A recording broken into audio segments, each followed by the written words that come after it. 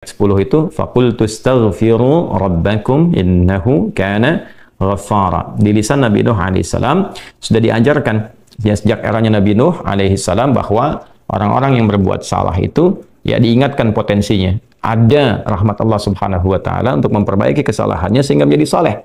Ya, ini satu fitrah. Jadi di setiap era itu selalu percikan rahmat Allah itu diberikan kepada setiap hamba ya melalui utusan-utusan Allah. Di era-eranya ada rasul ya, ada nabi, kemudian rasul nabi berhenti ya dengan hadirnya Nabi Muhammad SAW dan wafatnya beliau, selesai era kenabian, selesai era kerasulan, maka semua petunjuk-petunjuk yang telah sempurna itu diteruskan oleh sahabat beliau dari kalangan ulama. Nanti kalangan ulama ini mengajarkan kepada ulama di generasi selanjutnya, tabi'in, tabi'ut tabi'un, sampai kemudian kepada kita. Ya, ini pakemnya sudah ada. Jadi dalam diri kita ini boleh jadi setiap manusia itu kan tidak ada yang suci ya, kecuali para nabi dan rasul yang memiliki sifat maksum, dijaga dari kesalahan. Boleh jadi saya, Anda, kita berbuat satu kesalahan, tapi rahmat Allah menjadikan kita itu mendapatkan fitrah untuk memperbaiki itu. Nah, ini yang nggak dimiliki oleh setan. Setan itu salah ya salah, kan? Salah ya salah. Jadi ketika dia berusaha untuk mendapatkan rahmat Allah pun dengan taubat itu selalu terhambat dengan kesombongannya, istakbar itu. Ya, satu kali ditawari untuk bisa mendapatkan ampunan pun, ya lalu diberikan satu syarat untuk hormat kepada jasadnya Adam pun, kan, itu tetap kemudian dia abai. Sekali lagi saya ingatkan untuk menekankan bahwa kita ini tercipta sebagai manusia, bukan setan. Ya, sepanjang kita menyadari kita manusia dan berbuat salah, maka aktifkan sinyal taubat itu. Ya, sejak di era sebelumnya, bahkan di era Nabi Adam alaihissalam turun ke muka bumi, kemudian juga berkeluarga, ya risalah-risalah tentang taubat itu selalu kemudian disampaikan. Nah, di era Nabi Nuh alaihissalam, Rasul pertama. Jadi kalau Adam itu Nabi yang pertama, Nuh alaihissalam Rasul yang pertama. Umatnya salah. Maka dengan kasih Allah Subhanahu wa taala diturunkanlah kemudian pengingat.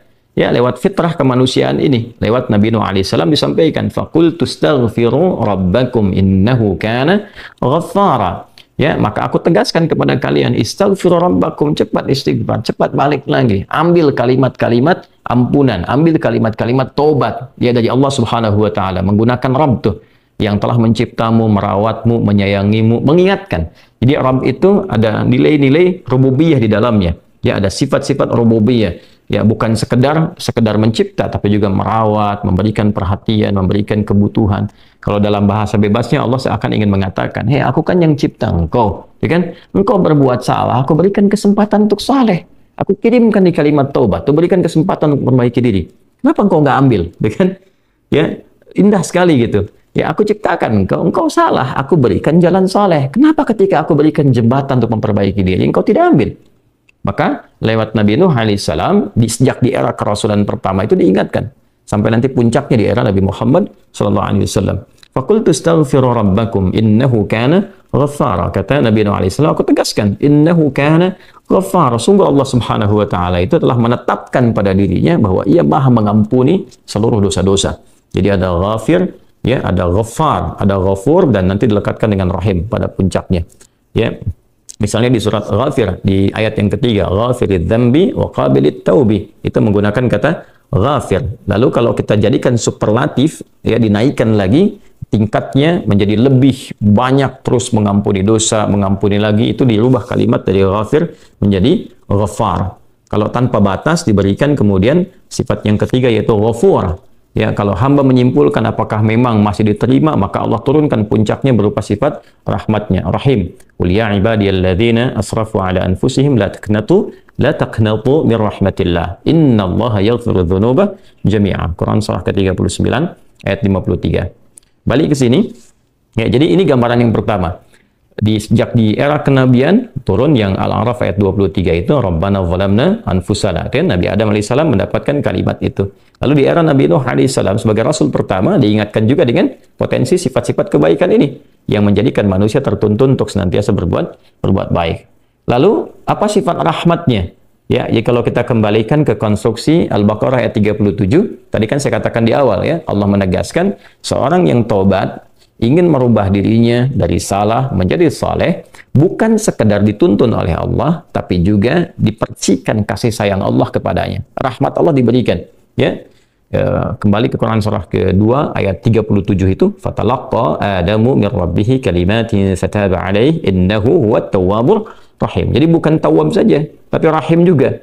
Bukan sekedar Allah terima taubatnya, tapi kasih sayang Allah pun diberikan kepadanya. Nah, apa di antara jenis kasih sayang yang Allah berikan kepada seorang hamba yang mau taubat? Ya, maka diteruskan ayatnya sampai 12 di sini. Imam Al-Bukhari menyantumkan di sini sampai ayat 12. Yursilis samaa 'alaikum midrara wa yumdidkum bi amwalin wa banina wa yaj'al lakum jannatin wa yaj'al lakum anhara. Allahu akbar. Ya, justru di sini teman-teman sekalian, istighfar itu ya permohonan ampun kepada Allah Subhanahu wa taala, ya, permohonan rahmat Allah Subhanahu wa taala, kembali kepada Allah, mengoneksikan diri kita kepada yang Maha Baik. Itu di antara percikannya adalah mendapatkan lapangan kebaikan. Yursilis samaa 'alaikum bidrara. Ya, walaupun Anda mendapatkan kesulitan dalam berkehidupan, bahkan yang sifatnya luas ya secara sosial.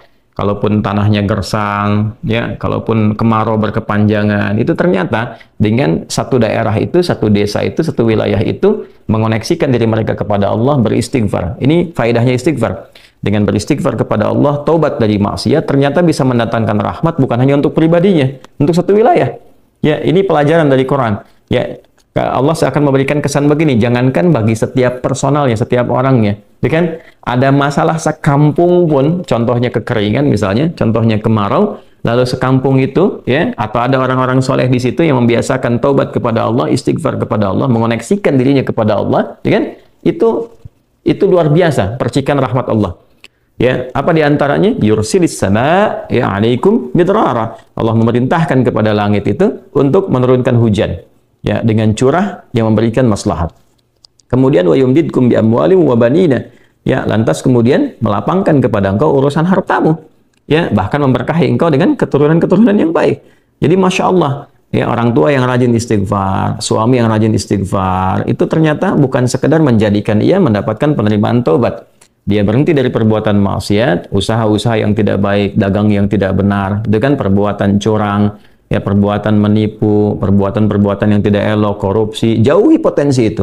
Disogok dia hindari, diajak korupsi dia jauhi dan sebagainya. Lalu konsisten pada kebaikan dan dia isi dengan istighfar. Astaghfirullahaladzim, astaghfirullahaladzim. Rabbana zalamna anfusana wa illam taghfir lana wa tarhamna lanakunanna minal khasirin. Dia konsisten pada kebaikan itu, wa yumdidkum bi amwal. Allah akan lapangkan dia pada harta-harta yang lebih berkah. Allahu akbar. Ya. Jadi diberikan kelapangan dulu pada dirinya, kemudian diberkahi hartanya. Jadi berapapun yang dia dapatkan, Allah berikan berkah padanya.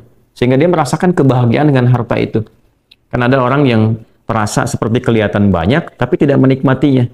Ya, baik itu boros, baik itu merasa kayaknya banyak tapi nggak kepake. Ya, barang-barang habis beli ini lagi, tapi memuaskan nafsunya saja. Ya, temannya ngajak begini, dia harus terpaksa beli, kadang-kadang ngutang, atau mungkin dia dapatkan sesuatu tapi jalan-jalan yang haram, jalan yang salah. Dia tidak menikmatinya, dan ini yang paling bahaya. Ya, ini yang paling bahaya. Lawan lapang kan sempit. Jadi hartanya kayak banyak, tapi menyempitkan kehidupan rumah tangganya. Ya, hubungan suami istri jadi nggak enak, dengan anak jadi nggak nyaman. Itu ciri keberkahan biasanya. Ya, ciri keberkahan yang tidak didapatkan. Jadi kalau berkah itu dapat, walaupun terlihat kuantitasnya nggak sama dengan orang, dia 100 juta, ini 1 juta, tapi kenikmatannya luar biasa. Ya, di rumah ada kebahagiaan, hubungan menjadi nyaman, apa yang ditata itu bermanfaat, yang dimakan menjadi daging, dari daging itu terkonstruksi menjadi pengetahuan, jadi macam-macam, jadi energi, ya energinya dipakai pada kebaikan. Sebaliknya yang terlihat seperti banyak, kayaknya banyak nih, ya, tapi tidak memberikan kebahagiaan. Di rumah nggak bahagia, tidak memberikan dampak energi positif, keibadah jadi malas. Ya, itu ciri pertama kalau harta kurang berkah itu, apalagi tidak berkah, itu pasti menurun kesolehannya, meningkat kesalahannya. Pasti itu. Ya, jadi mulai menurun nih, sholat mulai menurun, baca Quran mulai menurun. Nah, kesalahan mulai meningkat.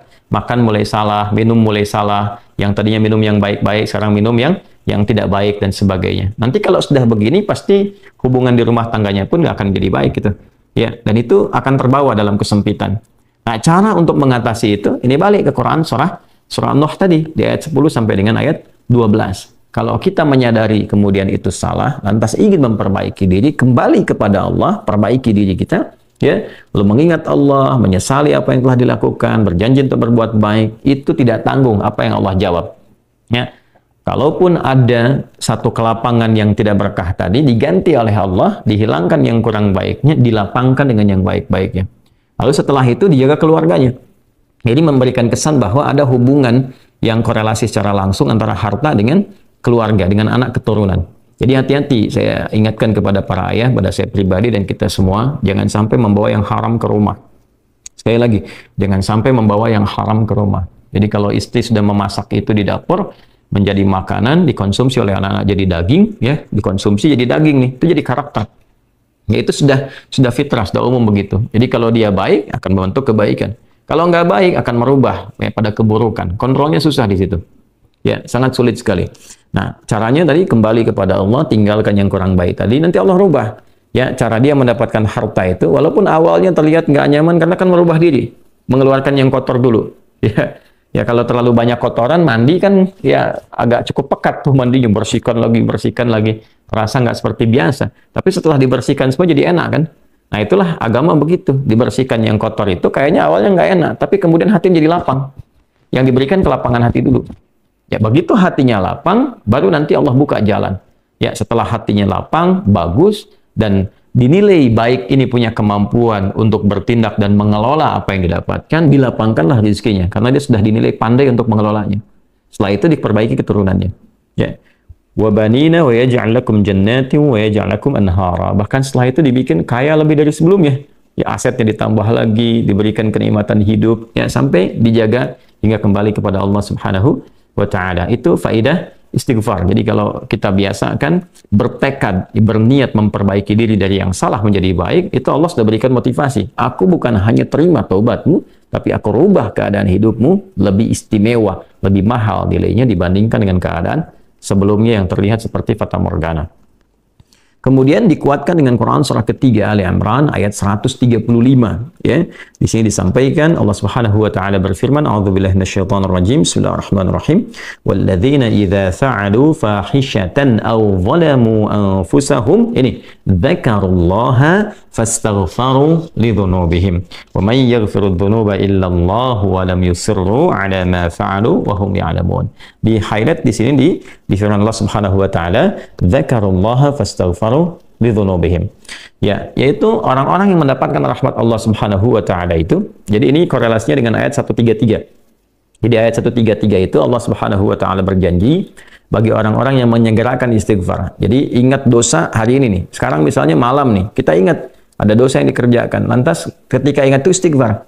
Istighfar, minta ampun sama Allah gitu kan. Itu menyegerakan sesuatu tanpa jeda disebut dengan sara'a. Ya, sara'a. Jadi ada sa'a, ada sara'a. Kalau sa'a itu menyegerakan sesuatu dengan persiapan.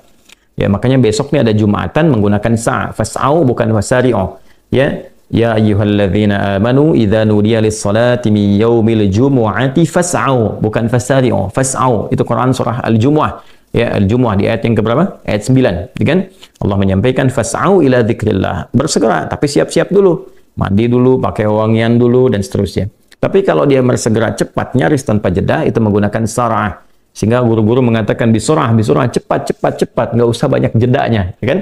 Nah, di Ali Imran ayat 133 Allah berfirman, "Wasari'u ila maghfiratin min rabbikum." Kalau engkau merasa ada salah, bergegas, jangan tunda-tunda. Ya ingat malam ini, jangan tunda besok. Gimana kalau kemudian tengah malam meninggal? Ya, segera istighfari. Nah, orang yang menyegerakan istighfar saat ingat kesalahan, apa yang didapatkan? Wa jannatin arduhas samawati wal ardu uiddat lil muttaqin. Maka orang ini akan diberi harapan oleh Allah, ya diperkenankan untuk memohon, bahkan ketika pulang disiapkan surga untuknya seluas langit dan bumi. Dan itu bagian dari sifat takwa. Jadi takwa itu bukan sekedar amar ma'ruf. Saat Anda ingat sholat, Anda ingat puasa, ingat baca Quran. Tapi takwa juga ada bagiannya nahi mungkar. Saat Anda ingat salah, lalu Anda taubat. Ya, saat Anda ingat salah, Anda pengen jadi soleh. Saat Anda ingat maksiat, Anda ingin taubat. Itu bagian dari takwa. Nah, bagaimana kemudian cara mengimplementasikan itu semua? Nah, ini poinnya. Ya, walladzina idza fa'alu fahishatan aw zalamu anfusahum dzakarullaha fastaghfaru lidzunubihim. Itu orang-orang. Ini menggunakan, sering diterjemahkan dengan orang-orang yang, gitu kan? Walladzina, alladzina disebutkan 1080 kali dalam Al-Qur'an setidaknya. Ya, mencakup semua tanpa batas. Laki-laki, perempuan, besar, kecil, tua, muda, punya jabatan, tak punya jabatan, semua tanpa kecuali. Artinya, semua orang dengan keadaannya, berpotensi berbuat salah. Ya, kecuali tadi Nabi dan Rasul yang punya sifat maksum. Ya, Allah jaga dari kesalahan. Kita yang bukan Nabi, bukan Rasul, itu berpotensi salah. Apapun profesinya, apapun jabatannya, apapun tugasnya, berpotensi salah. Ya, pun demikian termasuk saya. Pasti salah, pasti. Nggak ada yang nggak salah. Jadi kalau ada yang mencari kesalahan, misalnya saya pribadi, pasti menemukan. Pasti. Dan percuma mencari kesalahan manusia. Karena pasti ditemukan. Ya, dan ini catat yang paling penting. Hindari mencari-cari kesalahan itu karena kita tidak tahu bahwa mungkin ketika seorang divonis salah itu dia sudah mengistighfari, sudah mentaubatinya. Ini poin besarnya.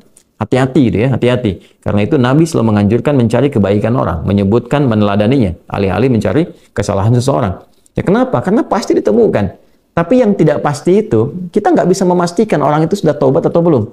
Yang paling bahaya adalah mencela orang, mencari kesalahan orang, mencaci orang yang sudah dia taubat dan taubatnya diterima orang, diterima Allah Subhanahu wa taala. Hati-hati ya, mencari kesalahan orang, mencela orang, ya kan? Yang dia sudah mentaubati kesalahannya dan taubatnya diterima oleh Allah Subhanahu wa taala. Allahu akbar. Itu azim, itu hati-hati ya. Ya, sesuatu yang besar sekali dosanya di sisi Allah Subhanahu wa taala. Nah, ini kembali ke sini, ketika seseorang dia sadar berbuat salah, dia salah. Alladzina, semua orang potensi salah. Ya, idza fa'alu fahisyah, ketika dia berbuat fahisyah. Ya, fahisyah itu pernah saya sampaikan ya, turunannya nanti fahsya namanya. Jadi sifat kesalahan yang muncul dari syahwat. Ya, mohon maaf, zina, pornografi, porno aksi, kata-kata jorok, kata-kata kotor dengan semua bentuknya. Baik itu di media sosial, digital ataupun juga di praktikal yang nampak secara fisik misalnya, itu jelas salah. Jelas dosa.